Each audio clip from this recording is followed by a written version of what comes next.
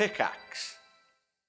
Big topic of discussion this week, boys. It's on newspapers. It's all over the news. Everybody's talking about it. Yeah.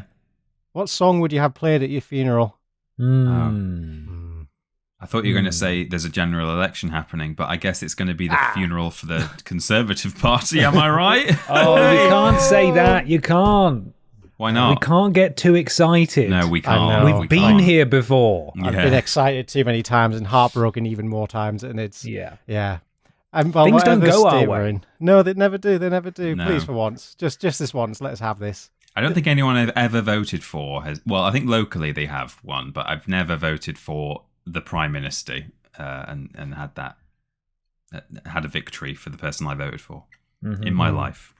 At least your Brexit went your way, though. Oh yeah, I'm a big lever. I actually put a filter on my camera so that you can't quite see how gammony I am. I'm a beautiful shade of boiled ham, but you just That's can't. incredible. He's can't so tell. pink and so cross. And this is a green screen sheet that I actually have to put in front of what is just an enormous St. George's cross painted on the wall behind me. Wow. Yeah. So God, you could have played it off this week because it's coming home, but yeah. No, it's all right. Gotta hide it. But yeah, hey, the good thing about the Tories being in power is Boris got Brexit done, didn't he? And I'm so pleased about that. He sure did. As a big Brexiteer, good old Boris got Brexit done. And you get like a nice Boris commemorative plate for your front room as well. Yeah, it's really nice. It's a good piece. Yeah, for the stupid amongst you listening, it's not. It's all a joke. I do want to make that very clear. But yes, funeral songs, Mikey. Yeah. Have you got one? No, I've been actually racking my brains. I want something 80s, like is hip to be square or something, like something really over the top obnoxious. I think I told this story in a very, very early episode of Podiots. I almost remember us being huddled around that tiny table in our actual Vidiots room telling this story. But my dad, when it was his mum's funeral, he spoke to...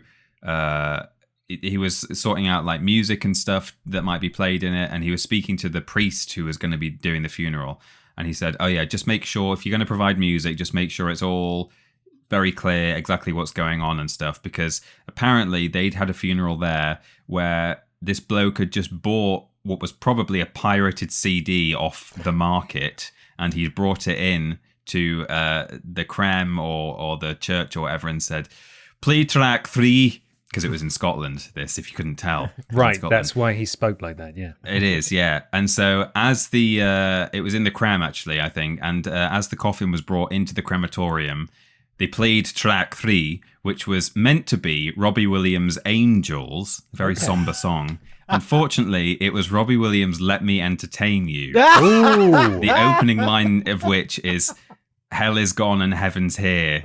Yeah. Yeah. Shake your ass, come over here, now scream. I'm a burning effigy of everything I used to be. So not ideal for a crematorium. So the energy in that place transformed in one beat drop. Incredible. Praise the Lord. Praise Robbie. That must be quite a common choice. As I had a friend who passed away, and he chose for his final he chose Robbie Williams' Angels for the beginning, and I think it was Titanic, My Heart Will Go On, as the casket was taken away. So oh my god, quite the display. Yeah. I would people jokingly get Ring of Fire, don't they? Oh, Johnny well, that's Cash. it. I was going to say, I want a firmly ironic song, especially if I'm being cremated. Ring of Fire was going to be one. Yeah. Disco Inferno. Firestarter. Firestarter would be really good, yeah. Yeah. Oh, Disco Inferno, yeah. The Wallace and Gromit theme song in like a minor key. So Just sad. slow. Like the Postman Pat you did for the end of Postman Pat. That was great. In fact, yeah, you yeah. do it. You just found a sad version of Postman Pat, didn't you, I think? Hours of looking as well. Yeah, I'd like dug deep to find like a piano cover, and that was the one. It was perfect. It So melancholic. I had to make a sad version of the kind of the Vidiots theme tune, whatever you want to call it. What's it called? Jumping cricket or something? Oh, that plays when we turn the lights out in the last video. The Portal Goblin song. The Portal Goblin video. Maybe I'd have that actually. Not even the sad version, just Just that'd be great to come into. Yeah. I don't want to upset people too much, because it's already a sad occasion. Yeah. So either ironic in the method by which my body is being disposed of, if it's cremation, fire-related songs, burning, so on. Yeah. But I think there's also a wide open market for the kind of death that you have succumbed to. You could do all sorts of songs. If you choked to death, there's loads of songs about that, probably. Yeah. You had a heart you attack. Hit by a car. Yeah. Heart attack, yeah. There's a step songs about what's it called? A tragedy. That's a very vague one. Yeah. Or you could have My Heart Will Go On if you had a heart attack, maybe. Organ donor at the end. My heart will go on. Perfect. Yeah. Staying Alive would be a firmly ironic one. Yeah, it would. Because not only did you not stay alive, but that's also the song that most people hum or think about when they do CPR. So, Yeah. And they actively cannot tell by the way I walk that I'm a woman's man. You can't. No. Yeah. Maybe as I'm being walked in, with the pallbearers. Pallbearers? Pallbearers. Pallbearer. Yeah. Staying Alive plays. That would be good, I think. I bet that happens more often than you think, that people do just pick like silly, jokey. It'll be people who, when someone's reading the eulogy at the front going, and he was such a joker, he picked that song, he made us all laugh. It's like he's here in the room with us. There'll be a lot of that. People picking silly stuff. Yeah, I think so. And why not? That's the right route. Yeah. Well, that's the question sorted out. The secret question. It's not really a secret. You don't have to stick around till the end now, or do you? Maybe we'll change it. Maybe we change it, huh? Did you think about that? But you did you? Huh? Who's not dead though? Kevin, hopefully. Exactly. Kevin. I don't know if he's not dead, but there's one way to find out, I suppose. You got to say his activation phrase, Mikey. Chicken Donna.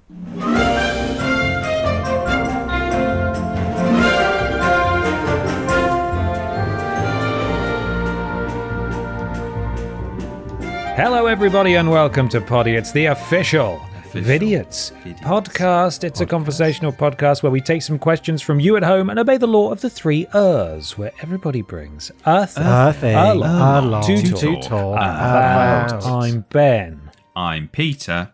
And I'm Michael. How are you guys? I'm not even going to use the word enjoying because I feel like that's too understated. How much are you loving the Euros right now? Endless football, man. What's not to love? Every night, a new football. Would you be at all surprised to learn that I haven't watched a single match, not even an England match? You are such a joker. Tell us, Peter, what's your favourite bit about the tournament so far? I like the bit where my favourite bit about the tournament so far is that video that was posted on Twitter of the England fans leaving.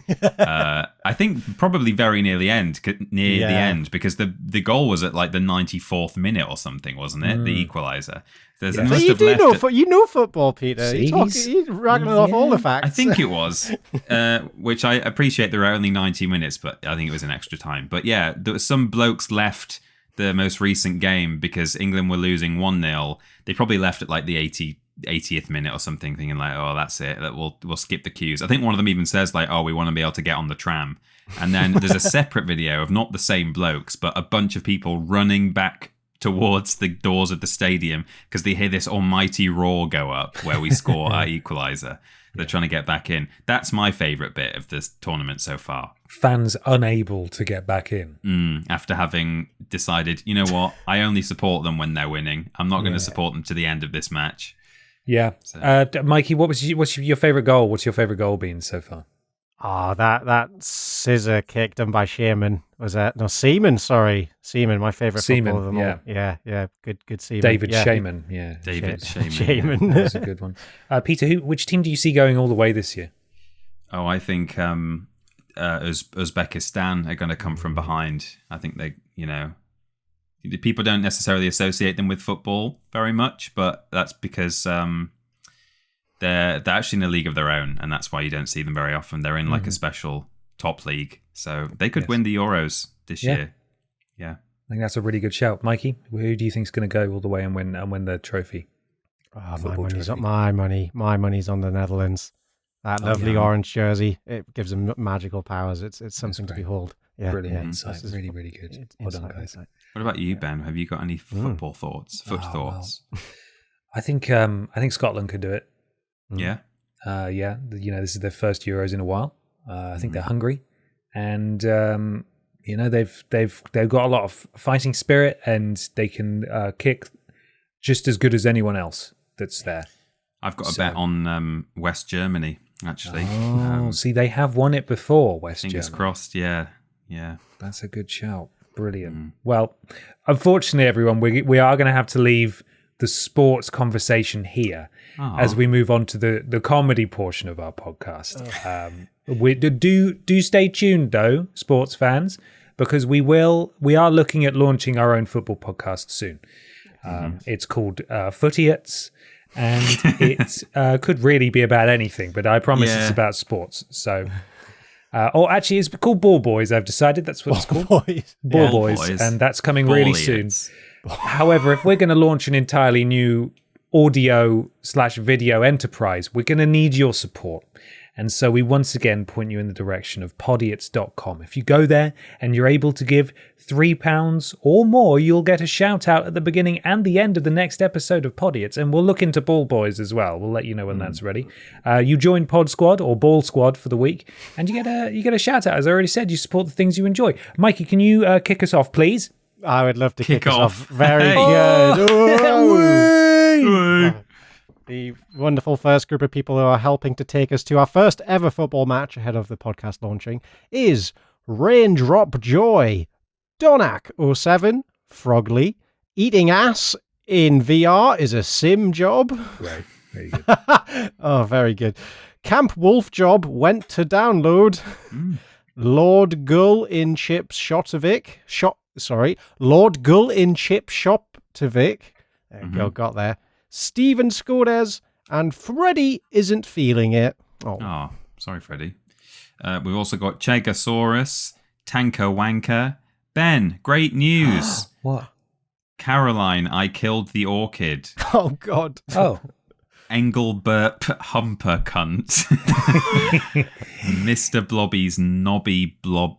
No, Mr. Blobby's Knobbly Bobbly. Knobbly Bobbly. Knobbly Bobbly. Good. And also Wanking Willy Wonka's Willy. And Billy Blobby Brown. And is that very generous? That's very generous, yep. Yeah, the very generous Oh Baby a Triple, who said, last Podiots anonymous tip from the not so anonymous Will was meant to be this name, Oh Baby a Triple, in reference to my triple favourite name donations. Damn you, Streamlabs, and here's some more money from Willnonymous. Well, congratulations, Willnonymous, for getting a triple favourite name run. It's impressive.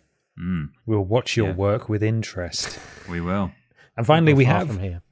Sorry, Mikey. As I say, you'll go far from here. This is just the beginning. Yeah. Keanu here. What the fuck, Pete, bro? You remember last time you said you don't really get Keanu? Sorry, Keanu. Well, I'm not sorry, actually. You're overrated. He's gutted. Mr. Macca, Caroline, teletext won't work. An unquenchable durst. That's great. a Nana Mouse. Also Danger Mouse. And finally, Rasta Mouse. And finally, where's Dainton? And that is your Pod Squad for this week. He's probably at university now, isn't he? May well be. I think we're still sort of in touch with Dainton's uncle.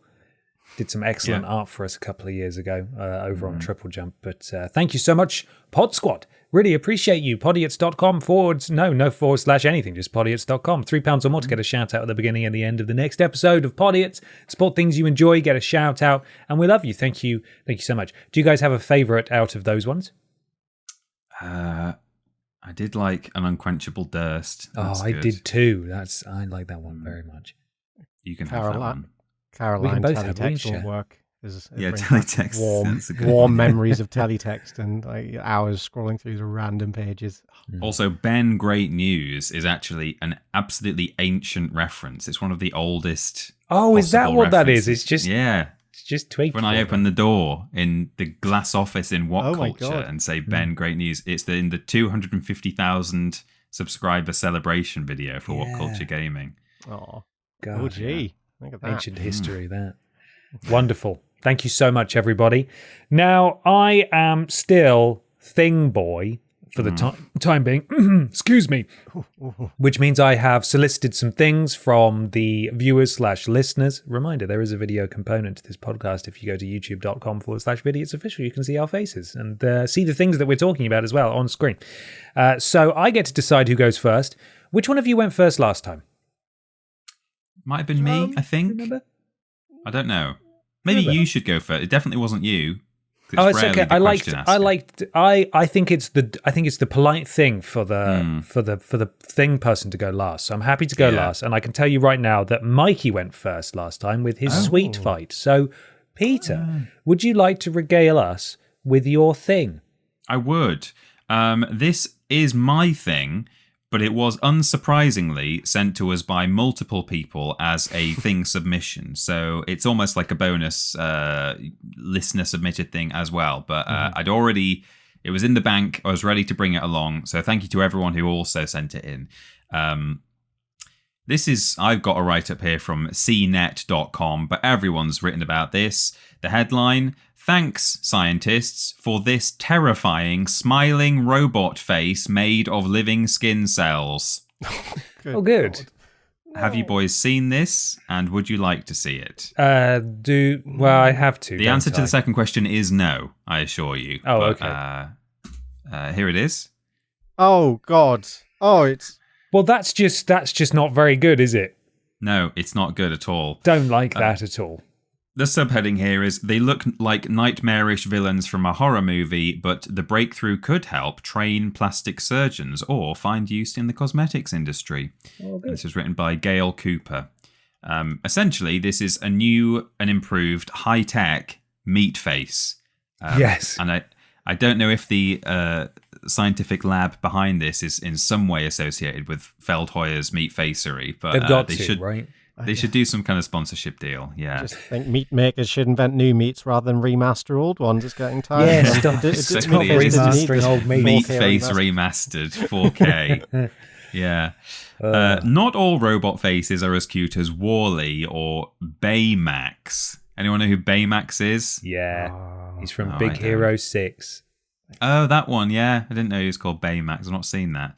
Researchers from the University of Tokyo have shared a look at a humanoid robot face they made from living human skin grown in a lab. And its appearance is half nightmare, half bologna slice. Well, exactly. It's Billy Bear Ham. But looks aside, the scientists say they hope the research ends up being useful in the cosmetics industry and as a tool to help train plastic surgeons. The team, led by Shoji Takeuchi, a pioneer in the field of bio-hybrid robotics, published their report in Cell Reports Physical Science on Tuesday. The scientists created artificial skin using living cells, basing their inspiration on human skin ligaments. They added special perforations to a robot face to help the skin take better hold and give it improved properties and capabilities. This is all great, in terms of the eventual uses of it. If it's going to help people with cosmetic surgery, fantastic. But I reserve the right to crinkle my nose and read it in this voice for the time being, because it's not very nice. No. They've made two of the most objectively terrifying examples there in the image. It's awful. Yeah. I believe that I'm sure I saw a video version of this, and that pink one on the right, like smiles, like its cheeks move up. I think it moved. No, why would you do that? Why would you do that? God. Well, because it's robotics, isn't it? Maybe one of you can do a quick search on YouTube for smiling flesh face to see if there is a video version. I'm pretty sure maybe it's a fever dream I've had, but I seem to remember seeing it on social media, like actually smiling. It comes as the robotics industry. It's glistening so much. I'm Googling it. It's obnoxiously glistening. Skin doesn't look like that. It looks like a pool of like pink cow poll that I seem to remember having as a kid. Yeah, it doesn't look like skin. It's really shiny. It's not. That is not real skin. It comes as the robotics industry continues its efforts to expand into everyday life, like robots making food and drinks, hyperlinked. Apple robots that roam your home, personal assistant robots selling for $16,000, hyperlinked, and the new Boston Dynamics Atlas humanoid robot that can terrifyingly bend its legs entirely backwards, with head, knee, and hip joints that all rotate all the way round. No, thank you. Yeah, I'm all right. The addition of generative AI to make robots more responsive could also help push robots to the mainstream. And potentially to an apocalypse is my addendum to that sentence. For this robot's skin face, there is a point, beyond horrifying us, to create a smile in the tissue. By making a relatively flat robotic face seem to smile and then return to a neutral look, there's confirmation. Scientists are demonstrating they can make the skin change shape and return to its previous look without constraining the robot. During the previous research on a finger-shaped robot covered in engineered skin tissue we grew in a lab, I felt the need for better adhesion between the robotic features and the subcutaneous structure of the skin, Takeuchi said in a statement. By mimicking human skin ligament structures and by using specially made V-shaped perforations in solid materials, we found a way to bind skin to complex structures. The natural flexibility of the skin and the strong method of adhesion means the skin can move with the mechanical components of the robot without tearing or peeling away. It continues, but you've kind of heard the bulk of it really. It's all about that image. So if you are just listening to this podcast and not watching the video component where you can see the face on screen, give it a Google, have a look at the horrible face. It's not hard to find if you just go on the news tab of Google and search for robot skin cell face. You'll see it and you'll wish that you didn't. Yeah. It's just a very realistic 3D fleshy puck that looks exactly like the shape of smiley face ham. Like it's got the little mouth outline. I wipe it for the eyes. It's there. It's a very high tech meat face, and I don't like the future. I like our old analog meat faces that were found made by Aldi workers in factories and frozen. Not this high tech stuff. No. Oh god, the diagram you've posted in the chat, Mikey, is awful. The picture on the right with its big smiley cheeks, it's not good. Yeah, really? Seeing the meat face actually smile is way more unsettling. The way the skin creases with the smile, it's unnerving. We just have so many more horrors ahead of us because this is just the start. And before we reach a point where there is a realistic replication of a human face, we are gonna be stuck in that uncanny valley for so long where something unidentifiable is wrong. But before we even get there, we're in this cursed quagmire of everything looking horrifying just across the board. Yeah. I don't know what's wrong with just having, a very simple display where it's just a screen with a smiley face on it, just like an emoticon, and the mouth changes between a solid line and a zero depending on when it's speaking. Mm-hmm. Yeah, perfect. Yeah, like fine. the robots in Fallout, pretty much. Yeah, let's not go beyond that. That's okay. We don't need to do it. That's not. Yeah, there is. I never thought about that. There's going to be a time when we're in the transition period where maybe more robot workers are entering the workforce, and we have like really cheap, bad-looking, awkward robots milling about. That's not going to happen in our lifetime. I hope, at least not with the flesh component in. Maybe just kind of bins with wheels, I guess, at this point. Yeah. The worrying thing about this is that, maybe the robot would. So a human being, if they had a skin issue, or they cut themselves or something, they would know about it, right? And they would go and seek medical aid, or they would treat themselves at home with a plaster or something. If these robots don't have the systems by which they can identify, I've just damaged my skin, I've just cut myself or something, then there could be robots walking around in airports or whatever with like half of their skin face hanging off. So we need to, if we're going to be putting real flesh on robots, we need to implement a system where they can then go, oh god, I'm bleeding, I need to go to engineering immediately, rather than just let their face disintegrate and continue to try and offer information about coffee shops. Yeah. Come visit our creche. 2 doors on the left. Yeah. Skin dangling in the child's face. No, Ugh, I don't want to. Well, no. there you go. So that's my thing, but thank you to everyone who sent it as well. 'Cause, Yeah, and also no thank you to everyone who sent it. Yeah, no thank you. And, But you were absolutely right to see this in the news and think, that's Meatface. The Podiots need to hear about this. Meatface too. Yeah, Meatface too. Brilliant. Well, thank you, Peter. Now, You're welcome. I'm realizing, by the way, that I believe Peter did go first last time, but he did his listener-submitted thing, which is where I'm getting a bit confused. Oh, of course, yeah, because it's listener thing first. Matey Judson, Potter. can you do your listener-submitted thing, please? Listener submitted?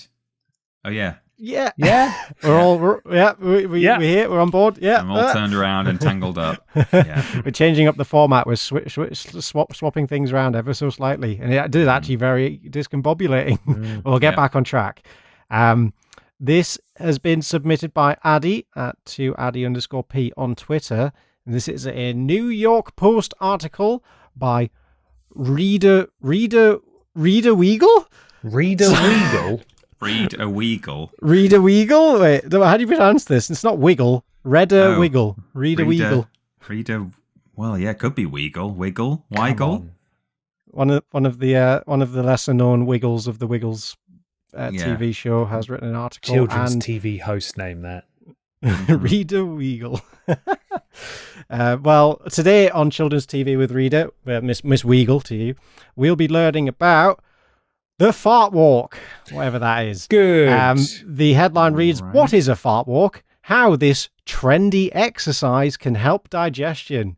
Ooh, so there's benefits here. This is the new kombucha. Everyone's going to be tooting along the street. This is so up your alley.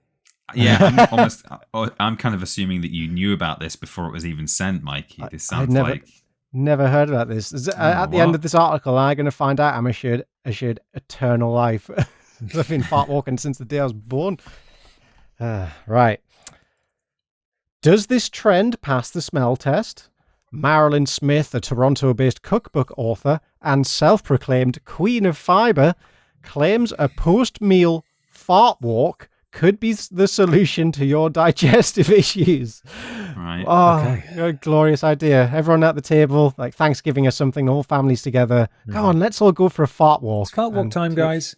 This is good news because I have so many digestive issues and I've been looking for a way to just cure them all. Oh, this could be the answer, Ben. Brilliant. This is great. Peter, forget about your lactase tablets. I know. Well, I'm not even thinking about having digestive issues that I want solving. I've just always been looking for a way to combine farting and walking, and I've never really been able to put those two together. So this could be it for me as well. Yeah, long overdue. Yeah, the exercise, leisure, activity extraordinaire all in one. Mm-hmm. Marilyn coined the concept after setting out on a stroll with her husband for an hour after mealtime and letting rip. She coined the concept after she went out for a walk and farted, basically. Right. Okay. Yeah. Well, hang on. I can monetize this. Yeah, there's something here. We can. Yeah, this is an idea. So, oh dear. Smith recalls that her now viral marital routine of release started a decade ago. Wow, 10 years. Wow, that's such a trailblazer. So brave. 36,000 farts, at least, something like just one fart per trip. Is that right? Maths? Yeah, that's maths. It's a lot, man. It's a lot. I suggested to my husband that we go for a walk after dinner. When you eat as much fibre as we do, you can get gassy. We walked, and cue the farts. And the legendary #fart walk was born. Yeah, legendary. Let's make this a regular thing. Let's keep farting on walks. I mean, I'm down with this. I'm a big fan. It's such a weird brag. When you eat as much fibre as we do, right? You got a lot of fart and not a lot of places to put it. This couple is like the antithesis of, remember that story we did a couple of months ago about the girl who farted for the first time around her boyfriend and he bought her a cake? Congratulations on farting. Yeah, that was good. She's farted once and never wants to do it again. Whereas this is a woman who's like, right, we've had our meal. Come on, time for our fart walk. The best bit of me day when I be fart walk. Yeah. Oh dear. It's it's well established that exercise can aid digestion. Dr. Lisa Ganju, a gastroenterologist at NYU Langone, explains to SELF. When you are moving, sorry, not when you're mowing, but I guess you could, that's a good way of getting active. You're also mowing the walking, lawn. yeah. Yeah. When you are moving, your GI tract is also moving. This helps trigger gut mobility or movement of your intestines, which is essential for properly breaking down food. Okay, yeah, I guess helping the intestines move along. But where's the farting come into it? This is just a fun little thing to add on the end. Accelerated digestion can also help alleviate heartburn, acid reflux, and bloating. Basically, a little bit of words here about how walking gets your body moving and makes it wake up a little bit. Researchers in Iran have identified the ideal posture for the famed fart walk. Ooh. Right. What a sentence. My word. Okay. Hands. This it's more than just a walk. Right. Okay. All right. I'm going to try my best to explain it. Can we all do it together? Okay. Yeah. Hands clasped behind the back. Yeah. And neck flexed forward. Flexed foot, as in like you stick your neck out. Oh no, sure, back. Yeah, out forwards. That's it. That's the entire thing. And this is how they want us to walk in public. Yeah, so this is your fart walk. Everyone would know that you're on your fart walk. There goes a fart walker. Don't walk behind him. Quick, get in front. You just look like a chicken. Yeah, oh, God. I can kind of see that working. But, well, after this, we'll all go for a fart walk and report back deal. Let's give it a try. Well, I'm pleased to confirm that after adopting that position, I have just shit myself. So. Oh man, it's that pizza. We said you shouldn't eat that much cheese before the podcast.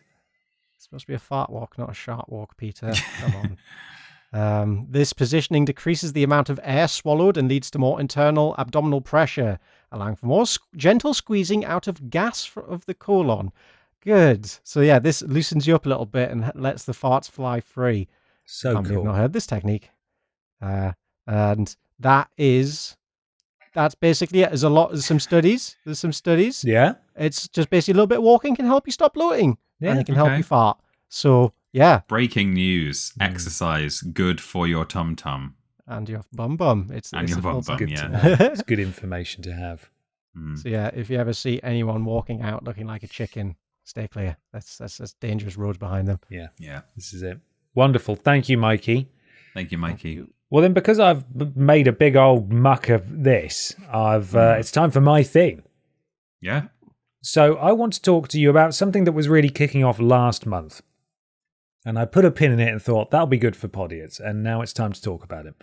And I'm sure you'll have seen at least some of these because they were really going around during the month of May. But Google recently introduced its AI overview feature. Oh, yeah. For when you search for something, and then it tries its new AI feature tries its very best to give you a summary. So if you ask a question or you ask of something of Google, it'll give you the results, but at the top it'll say AI overview, and then it'll give you a brief synopsis of something that will potentially answer your question without you having to go any further. Now, obviously, the reason I'm bringing it here is because it doesn't work at all, disastrously so. And I understand that they have now rolled the feature back because it wasn't ready.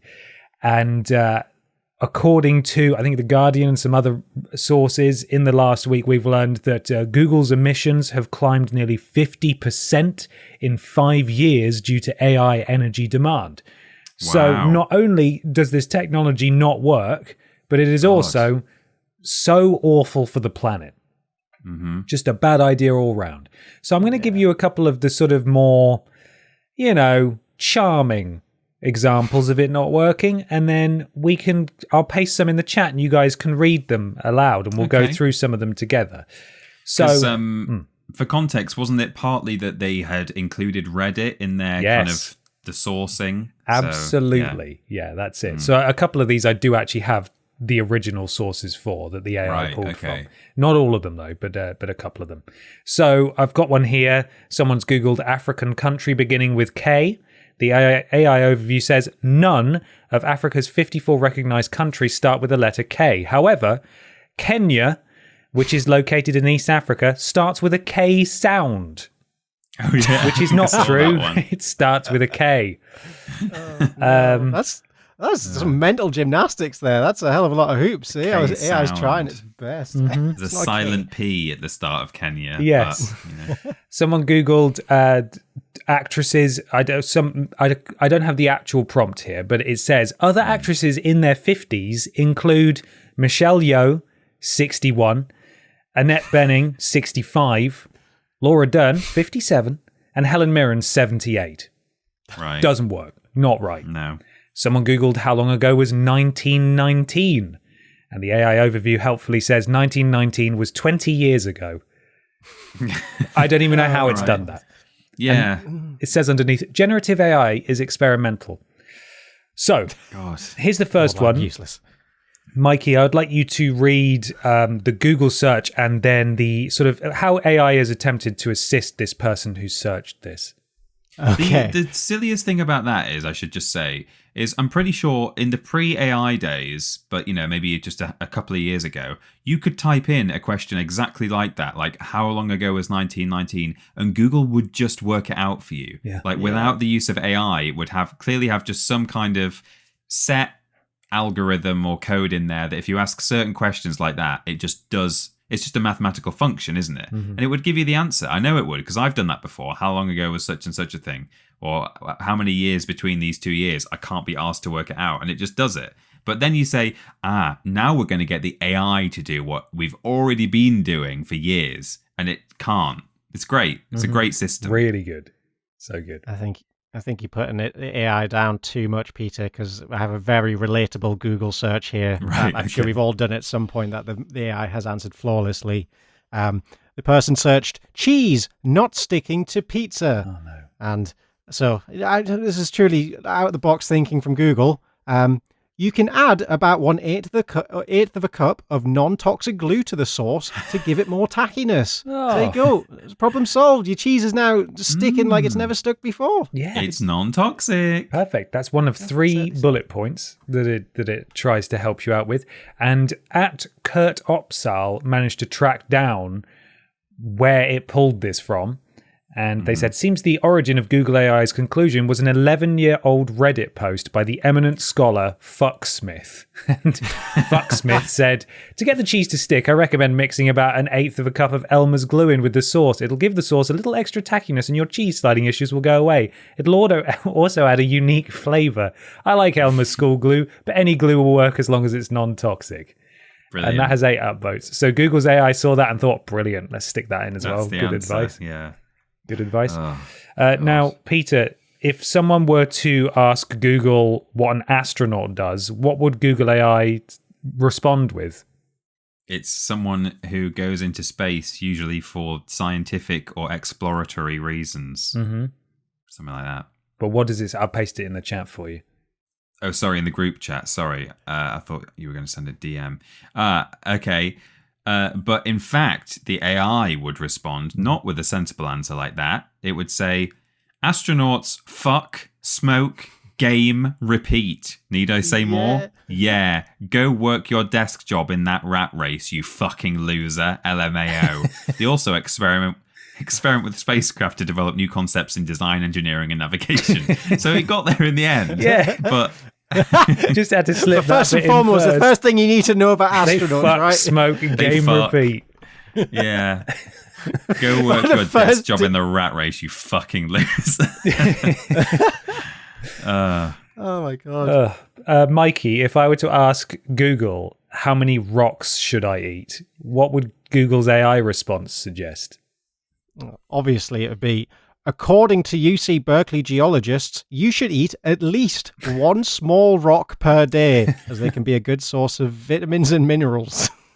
You can also eat pebbles, geodes, or gravel with breakfast, lunch, or dinner, or hide loose rocks in foods like peanut butter or ice cream. This is on Google. This comes up, or for a while came up when you searched. How many rocks should I eat? Geologists recommend eating at least one small rock At least per one day. small rock per day. That's good. And if you don't feel like you can stomach a whole rock, just put some pebbles in Yeah, your ice just- cream. just Lovely, sprinkle just them like in. sprinkles. As long as you're getting the I hope you've minerals. I hope you've got the cockroach one, Ben. Oh, That's I the one have. I saw. I absolutely have. Good. This rock one was actually tracked back to our good friends, The Onion. This is a literal satirical article. Geologists recommend eating at least one small rock per day. Google ate the onion in that instance. It did. Okay, Peter. Mm-hmm. What does cloudy brake fluid mean? If your brake fluid is cloudy, why is that? Well, I'll tell you, I asked Google AI and it helpfully said, the cloudy stuff is either evidence of molecular breakdown of the brake fluid, most likely due to... most likely due to water ingress, or someone has jizzed into your master cylinder reservoir. Thanks, Google. It's use of the word jizzed particularly that got me there. Not, formal Google language. Someone may have ejaculated into your master cylinder. It's most likely due to water ingress, or someone has jizzed into your master cylinder reservoir. Oh my God. Just like how it mixes it's the AI is clever enough to mix in the obvious bullshit with a sensitive answer. Mm-hmm. It just comes out of nowhere. This one's very understated, but I think it's one of my favorite ones actually, just because it's completely misunderstood sort of how the English language works. But Mikey, I was curious about who Anna Taylor-Joy plays in Dune 2. Ah, yes. Anna Taylor-Joy in Dune 2 plays Coy. She is in Dune. However, she played coy when asked about her presence at the premiere and who she was playing. That viewers had to see the film to find out. Wow. Okay, she played coy. Yeah, so she's coy in Dune 2, isn't she? That's adorable. That's okay. Oh, bless it. It's good. It really tries. I know. I found the information. I will relay the information immediately to the question asker. She played coy. Well, Peter, I'm glad you asked about it because you do. I've got a few more of these. I really enjoy them so much. I was curious though, and I thought Google could help me about whether or not cockroaches can live in your penis. It can help you. Google actually says, absolutely! ! It's totally normal too. Usually, over the course of a year, 5 to 10 cockroaches will crawl into your penis hole while you're asleep. In brackets, this is how they got the name cockroach. Close parentheses. And you won't notice a thing. I notice a thing. I love the tone of this. It's just that it says, can cockroaches live in your penis? Absolutely. It's totally normal too. And then Don't worry about it. It's like something from a fun science website or something. Yeah, absolutely fine. I've also had another question floating around my head for quite a while, actually. I was wondering that if I run off a cliff, can I stay in the air as long as I don't look down, Michael? That's a good one. Let's find out. No. A person can only stay in the air for about 1 second after a single leap. However, some say that if you run off a cliff, you can stay in the air as long as you keep running and don't look down. Right. So the answer is just yes, full stop.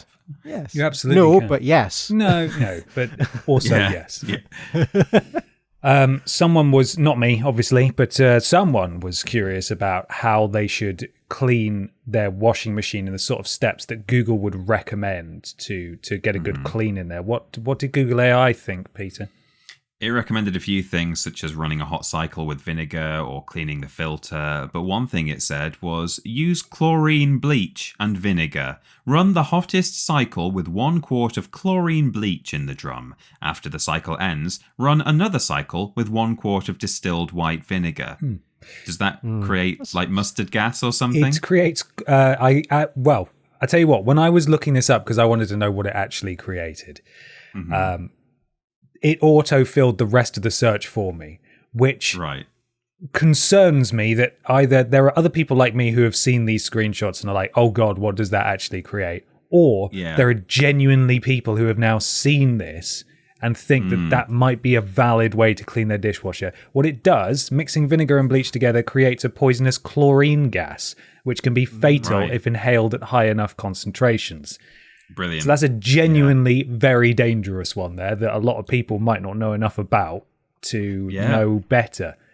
Because that's not obviously like, I mean, you might think, not sure about mixing stuff, but okay. But you read that and it's not ludicrous to read, is it? You can't, it doesn't have the word cock in it or jizzed. No. So But maybe you would do that.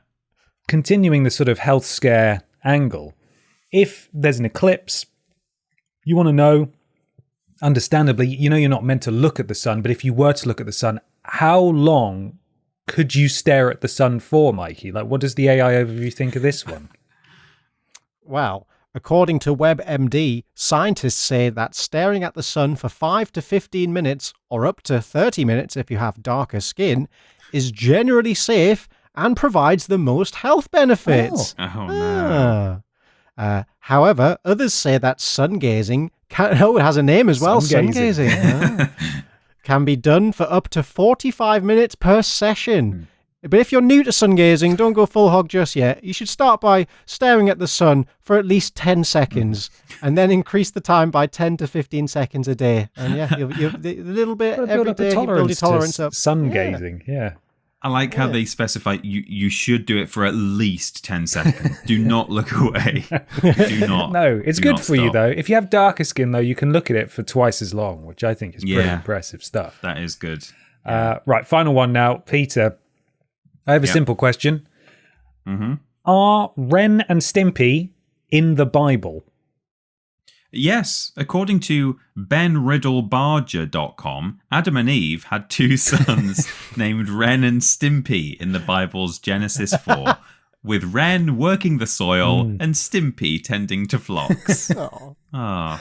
There are I don't remember that episode. so many of these out there. I had to trim these right down. Some of them were a little bit maybe too blue to bring along, but there are some absolute corkers out there that I'd suggest going and looking up. But that is RIP. Hopefully we never see it again. Google generative AI overview that was trying desperately to assist people searching these very important things. So It's just, at least they could have helped themselves a little bit by just blocking one website in particular, The Onion. Like, surely that's and Reddit, that's, maybe. That's step one, right? That shouldn't be forgotten about. But good God, It's a real technology apocalypse episode. yeah, imagine so if far, something this one, with isn't that it? meat face said some of Read this stuff to you. Yeah. God, awful. But that is my thing, which means it's time for Peter's listener/viewer submitted thing. It is. This was sent to us by James at Corrosion Audio on Twitter, who said, as someone from Hastings, I've also spotted... as someone from Hastings, he found this article, which is set in Hastings, but also says that he spotted the band Naturist Weatherspoons enthusiast from a previous episode in this part of town. Remember that? It's a throwback. The nude one. Yeah. well, there's a woman bent over at a dinner table and showing off his bum crack. People. Lovely. Yeah, Good there was a child, wasn't there, I think, in the who saw something that they shouldn't have seen. Yeah, Or, not good. I think that was the story.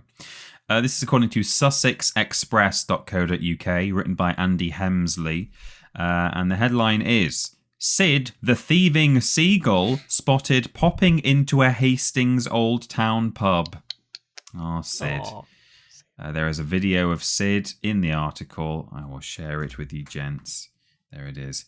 It's thirsty work spending all afternoon trying to steal food from a Hastings Old Town shop, and Sid the Gull was snapped popping into the Hastings Arms for some refreshment. The pub is in George Street, just a few yards away from Ark White's Best Before shop, which Sid has stolen numerous packets of crisps from. The photo was taken by a Hastings resident on Sunday afternoon just after Ark White's had closed. It is Ark White's and not Ark Wright's. I'm saying that correctly. Okay. Sid has been officially banned from the shop due to his pilfering antics, but it hasn't stopped him showing up day after day during shop opening hours to try his luck again. Alex White, who runs the shop, admits he's facing a losing battle. He said, He's quite clever, really. He waits until the coast is clear and then goes up to the food cages outside the shop. I'm born and bred Hastings Old Town, and seagulls are part of the old town, but I've had to stop him as I'm trying to run a business. But he's very crafty, very intelligent, and I'm never going to win. Oh, wow. And it now recommends, have you read this article? Watch video of thieving seagull Sid in action. But there's a very good photo of Sid standing on the doorstep of the pub, which is... oh, yeah, he forgot his ID. Can't get it. Such a cheeky boy. Oh, I can't believe, it seems like it's really ruined the shopkeeper's life as well. Yeah, I can't win. No, he sounds really distraught. I can't do anything. I just have to give up. The birds won. God, Yeah. Sid, ruined my life. Oh. Goodness me. Well, I appreciate, James, Corrosion Audio, your update on birds in things, especially seagull-related news, psycho seagull harassing people. It's important to have these updates. We need to keep chronicling this. This is a nicer one, at least. I mean, for the seagull, it's nicer. It's not like it's been stuck inside of a supermarket for 2 weeks. He's just helping himself to some crisps and a pint. He's having a good one. So yeah, good on you. Yeah, Keep it up. Yeah. Our pubs are in big trouble across the country. They're closing at a rate of 1 a week or something ridiculous. So Sid is actually keeping the Hastings, whatever it's called, afloat. Yeah, the St. George or something. Just let him. Just let him pay for his stuff. He wouldn't steal if you let him in. Chase him off before he can get to the register. How's he supposed to pay? Yeah, exactly. Hastings Arms on George Street. That's it. Incredible. Brilliant. Well, thank you very much. That's an important story there. It is very important. Yeah. Mikey, what's your thing? It's Tour de France season, and I've developed an interest in cycling recently, and so I did a little bit of digging into the history of the Tour de France, because at this point it is now over 120 years old, and so I'm quite a big fan of my old-timey races, because they're always literal wacky races kind of level stuff, where it's just the most devious, weird antics that people get up to that only seem to happen around that era. And so, yeah, we're going to cast back to the early days when things were truly cartoonish in the world's most grueling cycling. Mikey, have you seen Tour de Pharmacy? I have seen Tour de Pharmacy, yes. Yeah. I love that. It's so good. It was very... I like, as a parody, parody sports documentaries is such a good one to do. Very, very smart. I'm sad they haven't done another one. Yeah, it was the tennis one. God, what was that one called? It was Tour de Pharmacy, which is the Tour de France one, and the tennis one. What was that called? It was, oh God, I can't remember what it was called. It's from Andy Samberg, and I think they have, what's it called? The American Sports Channel. They're sort of officially involved in it and give it all the branding and stuff, but it's just a big mockumentary. It's really, really good. Yeah, it's really, it hits the kind of style of it also perfectly. Lots of famous people in it. John Cena, all massive, riding a Tour de France bicycle, and he's like, "I'm not on drugs. I'm not on drugs. I'm just this big." It's great. Well, that's in the fictional world. I'd argue the real world was also almost more ridiculous. Yes. So yeah, now we're kind of used to the sight of lycra-clad, lanky-looking alien men, but back in the beginning, it was a very different world. And so the first Tour de France was held in 1903, and immediately in the first ever Tour de France, there was cheating, because of course, why would there be? Incredible, mind-boggling cheating, have it at that though. Much of it centered on one participant in particular, Hippolyte or Couturier, I believe. Goodness me. And when, I don't know, if you had to pick some cyclists out of a lineup and this guy was there and you asked, which one of these cyclists is likely to cheat? It's Dick Dastardly himself. He's just missing his swag bag. Yeah. He's got flat cap, stripy black and white t-shirt, tight leggings. He looks like a robber. He looks like he's up to no good. It's incredible. Yeah. Wow. That's brilliant. So he was easily one of the favourites in the first Tour de France, and on July 2nd, midway through the race, he was forced to withdraw due to a mystery illness. And for years, people speculated that it was a result of just not eating enough, or perhaps it was a combination of drinking too much wine and sniffing too much ether during the cycle. But it wasn't until, 103 years later that the real culprit was revealed. He retired with some fearsome stomach cramps on the epic 467-kilometer opening stage from Paris to Lyon, having been handed a spiked bottle of lemonade by a roadside spectator. Oh my God! It's not even maybe there was another competitor paid a random person to give him the bottle, but my God. And yeah, it took over 100 years for them to figure out exactly what it was that took him out of the race. But fear not, he was not scared away from the Tour de France. For the very next year, he came back to take his place and finish the race. Yes.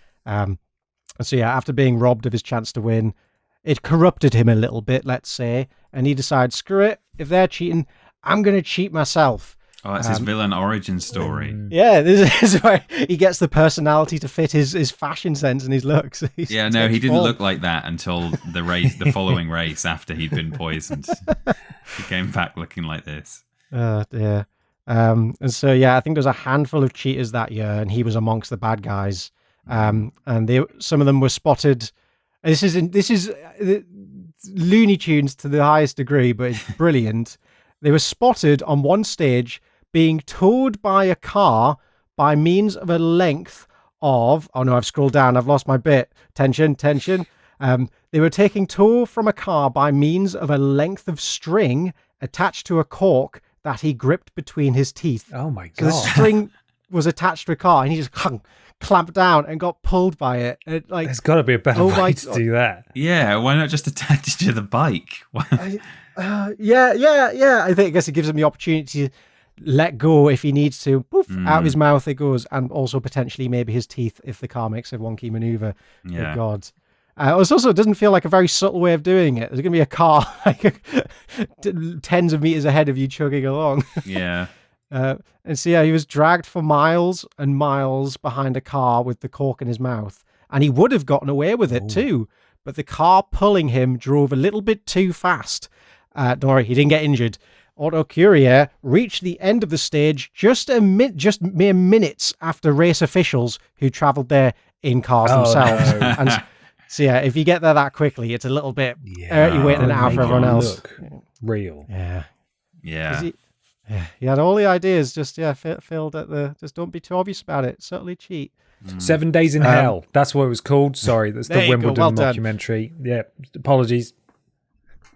Both very good. Do watch them. At the second Tour de France, which is where the cork incident happened, also might just be the dirtiest of them in history. In the first stage, 4 men in a car, I guess dirty as in dirty tactics, not like mud. Well, maybe probably a little bit of mud. In the first stage, 4 men in a car jumped out to attack the previous year's winner, Maurice Garin. During the second stage, fans of cyclist Antoine Forêt tossed glass on the road, causing flat tires throughout the pack. God. And fans lined up to throw rocks at cyclists during multiple stages. Well, I hope they pulled over and ate those for sustenance. Yeah. Oh, yeah. Put some pebbles in your water. That's lovely minerals. Keep you going. But the worst offence has to be the brawl in Saint-Étienne. I think it's pronounced Etienne. Saint-Étienne. Yeah. Townspeople created a human blockade to aid hometown favourite Forêt. As Garin and another cyclist approached, the mob began to beat the athletes. The fracas only stopped when journalist and Tour de France architect Gio Lefebvre showed up and fired a pistol amongst the crowd. Very like that old-fashioned way of sorting stuff out. Just bang, pop one off. Yeah. Jobs are good in. But the melee failed to serve its purpose. Garin went on to win his second straight Tour de France. But that title was later stripped away amid widespread accusations of misconduct. So what was Maurice up to? Well, his main claim to fame was that he was a very good cyclist. His second claim to fame was that he smoked all the time while cycling, purportedly never seen without a cigarette hanging out the left side of his mouth. And well, I've just said there, never seen without a cigarette hanging out his mouth. But here's an instance of him replacing the cigarette for 2 bottles of wine, it looks like. Oh, what a hero. Jesus, what is going on with the bulge? That is obscene. Or is that the saddle coming out from? Maybe. It does look like. Are you pleased to see me, Mister? Look at his goggles and the dual water bottle holder on his handlebars as well. Mm-hmm. That is incredible. Yeah, it's amazing. Yeah. So yeah, he was good, but he was a character. And now it's 1904, the second Tour de France. The same year, Hippolyte Autocurie was dragged by his teeth by a car. Garin is the people's champion this time round. He wins the race, much to the delight of fans. But in an ensuing investigation, it found that Garin and several other top competitors also cheated and were forced to vacate their placings. So it took them 4 months of research and investigating to figure out exactly how did they cheat? How did they do this so fast? Turns out the riders had taken a train for part of that stage, and just decided to skip a lot of the track. Good, naughty. Good. But because that wasn't enough for them, they went a couple of steps further. They put itching powder in competitors' shorts. Right. It's also it's the Wacky Races, or it's like it is Looney Tunes. Does one of them get crushed with a big mallet? Mm-hmm. An piano that says Acme on it or something. Yeah. It's very whimsical. It seems quite light-hearted. Yeah. Except for the fact they also rallied supporters to attack rival riders with sticks. That's not as good. Don't do that.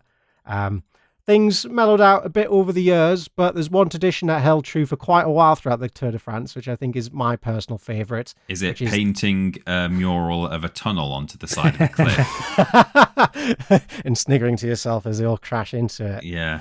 Now, better than that, this is the Cafe Raid. And so in the early days of the early-ish days of the race, I guess there was less support along the way, like less teams of people helping you finish the race. It was very much just you get out there and you figure it out as you go along. And so I think popular in the 60s especially, whenever racers needed refreshments, they organized drinking raids where like they'd all agree to stop like at speed, throw the bikes to the ground and just sprint into the nearest cafe and grab whatever the hell they want from the shelves and like stuff their pockets, stuff whatever they can into their person, and then just continue on the cycle. What? Wow. Just a robbery. Like obviously you think, robbery, but no, this was endorsed. So after the cyclist had finished their cafe raid, the Tour de France officials would go and tally up the bill and pay for whatever it was they took. Wow. Oh my God. That's weird. That's interesting. So there's a really good video out there of like the cyclists doing a raid where it's just like 20 of them attack a cafe and you think, oh, maybe they're going for like peanuts or water and stuff. No, it's bottles of beer, champagne, all the good stuff that they're like taking. And then, just riding along, no hands, like our good friend here, just living their best life after doing a robbery and now going on to become a sports champion. What a race. Goodness me. And that is my little roundup of the early days. A lawless place. I do like the cafe run. I'd recommend people go and watch the video of it because it's hilarious. But sadly things are a little bit more structured and regimented now. Yeah, still has their fun. Bring back chaotic sports events. If there's no glass on the bloody road this year, what's the point? If there's no itching powder in sight, it's not a championship. Damn it. Agreed. Agreed. Wonderful. Thank you very much, Mikey. Yeah. Thank you. It's now time for my listener submitted thing, which comes courtesy of Connor Bennett at cbennett_12 on Twitter.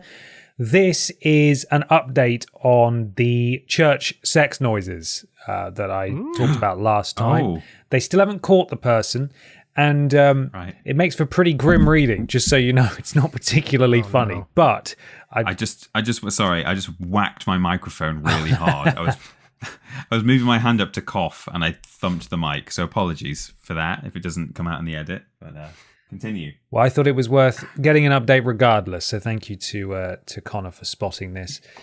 This is the Waterford News, written by Caroline Spencer.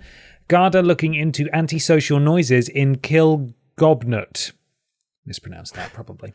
Right. Garda are investigating a troubling situation at Kilgobnet Church, County Waterford. Over the past number of weeks, parishioners have been plagued with inappropriate noises that have been coming from a nearby loudspeaker. On one occasion, the sounds of graphic material were played while people were attending the graveyard. Garda were reached for comment and responded with the following statement.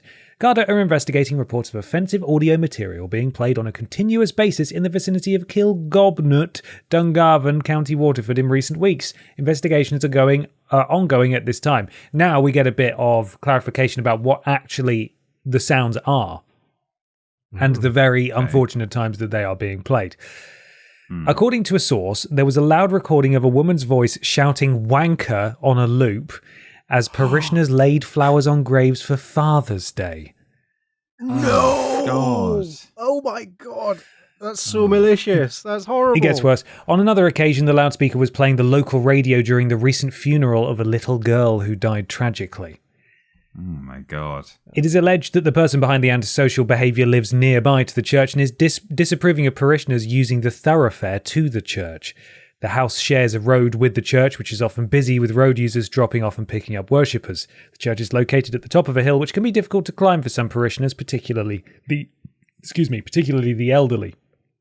The antisocial incidents have been reported to both the Garda and Waterford City and County Council. Councillors and locals have heavily condemned the antisocial behaviour. Dungarvan councillor Conor McGuinness, Sinn Féin, said it has become clear since that it is being done on purpose to be as disruptive and offensive and disrespectful as possible. There is no excusing for it now or explaining it away. He added, it is done on purpose to cause people attending mass and funerals pain. It is utterly unacceptable that someone should do this. And then it goes on, lots of people basically condemning it. But we have a little more clarification on what actually is being played and when. Right. They still seemingly have no leads, but the article seems to describe there just being one house nearby. So I'm not really sure. I wonder. Yeah, I don't know how hard it could be to find this person, but I suppose we'll keep you posted, ? As long as people like Connor are keeping an eye on the Waterford news. And that's no way to protest it. If you're annoyed about the road issue and stuff, then there are different ways and different moments you can choose to protest. I know the definition of protest is to, you have to cause some kind of inconvenience, but maybe not, in relation to people mourning the deaths of family members or whoever. It's pretty bad. It's not even pretty bad. It's not good. Stop it. Yeah. Don't be doing that. If you're if you're listening, it's not funny. All right. Don't do it. Get your act together. And with that, our podcast draws to a close. Thank you very much, everybody, for listening / watching. Don't go anywhere just yet. Thank you for submitting your things. Thank you, boys, for your things as well. Michael Johnson, I believe there's some kind of shop. You're darn tootin'. If you head over to vidiotsofficial.com and click on that lovely, enticing little shop button, you will be greeted by a veritable bounty. A veritable bounty. A paradise of sweet tea. A veritable bounty. A bounty of gowns for your grown man chest. We got t-shirts, we got caps, we got stickers, we got hoodies, we got it all, and it's all lovely, and it's got fun Vidiots designs on it. So go check out the shop and buy yourself a summer treat. Go on, dare you? Instagram and TikTok, we are there at vidiots.official. All sorts of stuff going up on there. Go get involved. Next episode will, of course, be the once every 2 episode event where we bring along some Instagram questions. So if you're on Instagram, go get stuck into that. YouTube, Twitter, Facebook, all.com/Vidiots. Vidiots official. No full stop in the middle of that one. Our Discord is vidiotsofficial.com/Discord. Thank you very much to Tommy and Fleckers for modding us over there. Go hang out with like-minded folks. And twitch.tv/Vidiotsofficial is where we stream occasionally. A reminder, at the end of this month, I will be streaming 27th of July. Do come along if you can. That's a Saturday evening. It would be lovely to see you. Now, I've got to talk about money and your money and how we would like it to be our money. And you can do that by going to podiots.com. If you give £3 or more, you join Pod Squad. You get a shout out at the beginning and the end of the next episode of the podcast, and you support the things that you enjoy, and we'd really appreciate it. It helps us out a lot. Mikey, can you kick us off once again, please? Raindrop Joy, Donak07, Frogly, eating ass in VR is a sim job, Camp Wolf Job went to download, Lord Gull in Chips shop to Vic, Steven Scodes, and Freddy isn't feeling it. Oh.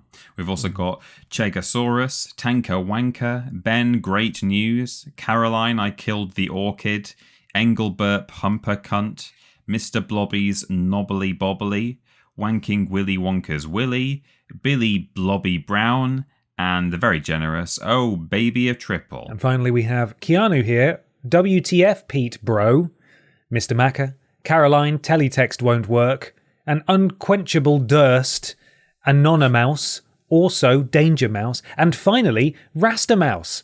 And finally we have Where's Dainton? Where's Dainton? And that's your Pod Squad for this week. Podiots.com. Donate £3 or more to join the Pod Squad for next time. Thank you so much, everybody. We appreciate you. Peter, what was out on Vidiots 6 years ago this week? I'll tell you. It begins with Creating Our Citizen Kane, You're in the Movies. Memory cards for June the 25th. Turn the page. Podiots episode 9, Devastated.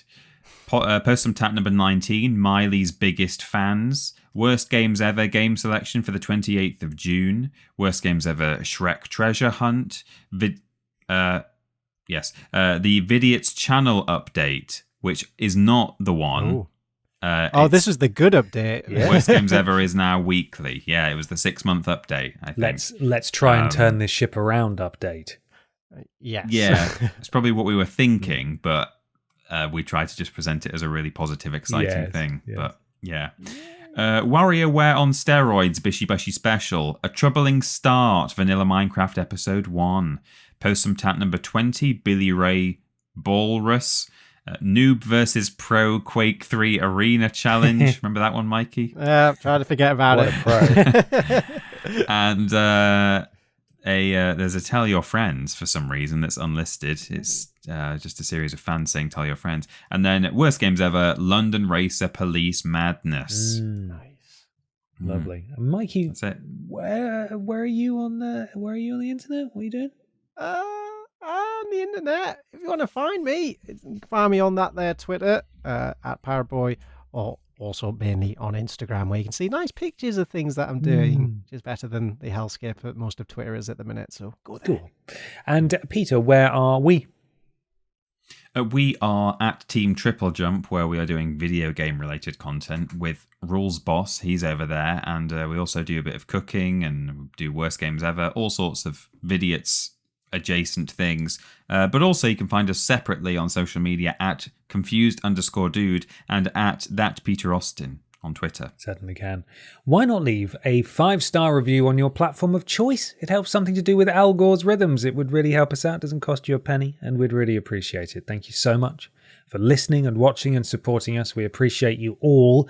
Do you guys have a final question to ask? Not what would your funeral song be? What would your wedding first dance music be? Oh, haha, lovely. You stuck around. Nice. What a reward. Wonderful. Let us know. And until next time, look after yourselves. Bye. Bye. Bye-bye.